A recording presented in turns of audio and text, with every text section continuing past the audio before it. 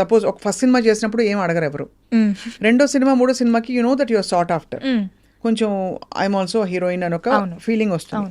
ఎలా డిసైడ్ చేసుకుంటావు అంటే ఎంత అడగాలి రెమ్యూనరేషన్, అడగచ్చా అడగకూడదా, డిమాండ్ చేయొచ్చా, నా టర్మ్స్ ఇవి, నాకు క్యారవాన్ ఇవ్వాలి లేదంటే నాకు ఇలాంటి అకామిడేషన్ ఇవ్వాలి, ఇలాంటివి అడుగుతావా or you're very easy going? I'm a little easy going అక్క. అంటే మనం అడగకుండానే వాళ్ళు ఇస్తున్నారంటే వీ డిజర్వ్ దట్ కదా. అంటే మరీ ఫస్ట్ సినిమా నుంచే నాకు అది కావాలి ఇది కావాలి. మెయిల్ అనే సినిమాకి it was we did it in very indie style. Covid టైంలో పర్మిషన్స్ తీసుకొని ఒక 40 మంది వెళ్ళిపోయాం అంతే. జస్ట్ 30 to 40 పీపుల్ క్రూ అంతే. We're all staying in a government boys hostel. అందరూ మెన్, నేను, నా హెయిర్ స్టైలిస్ట్ ఒక అమ్మాయి ఉండేది హెల్ప్కి ఏదైనా అవుట్ఫిట్ కానీ. I was very comfortable, I had no complaints.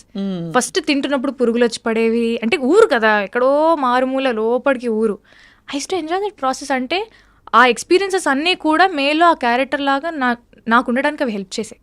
Like ఆ బాడీ లాంగ్వేజ్ కానీ, వాళ్ళు ఎలా కూర్చొని తింటారు, వాళ్ళు ఎలా నిలబడతారు, ఎలా మాట్లాడతారు. అమ్మాయిలు మామూలుగా ఇలా ఉండరు, కొంచెం they are little like easy going. Like కొంచెం ఆ బాడీ లాంగ్వేజ్లోనే తెలుస్తుంది, ఓకే తినని గెలితే ఇచ్చి పడేస్తుంది అన్నట్టు ఉంటారు వాళ్ళ యాటిట్యూడ్. కొంతమంది నాకు చూపించిన వాళ్ళు.